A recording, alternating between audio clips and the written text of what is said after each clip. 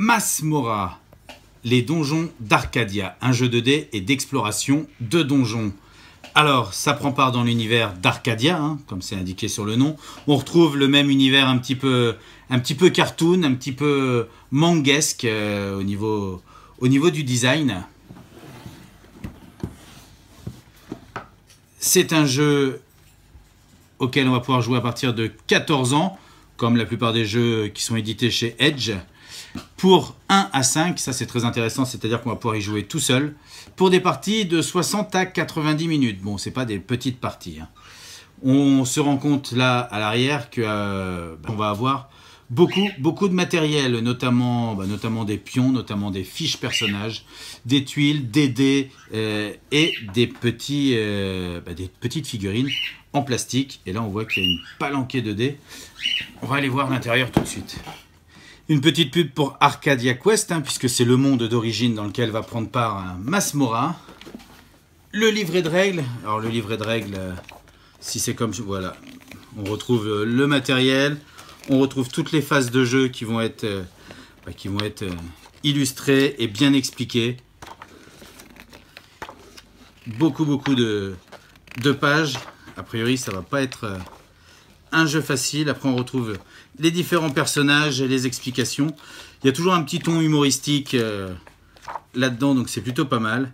Une magnifique illustration de fin. On voit que donc il y a 25 pages de règles et un résumé. Et le matos. Alors le matos avec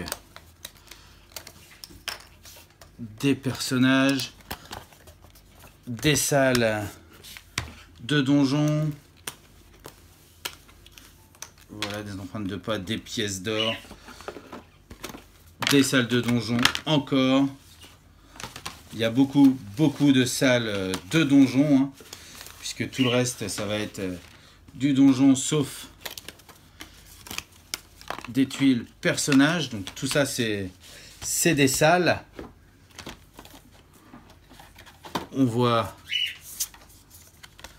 nos petites icônes aventuriers disponibles pour nos 5 aventuriers.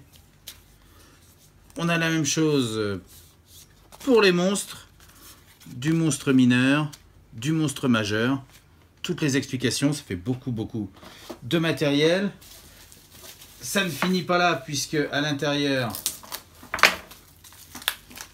il y a aussi des cartes.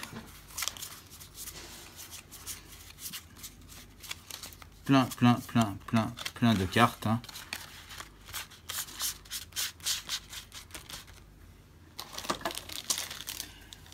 Les dés, forcément, on l'a dit. Alors on a l'impression que c'est de l'autocollant, mais en fait c'est pas de l'autocollant, c'est directement imprimé sur le dé. Donc pas de danger que ça parte avec le temps. Les petits icônes cœur qu'on retrouve en ce moment beaucoup chez Edge. Du dé plus conventionnel. Des marqueurs de socle de couleur pour identifier ces figurines. Et les figurines qui vont s'aventurer dans le donjon, hein. On a le barbare, le magicien. Vous voyez, c'est quand même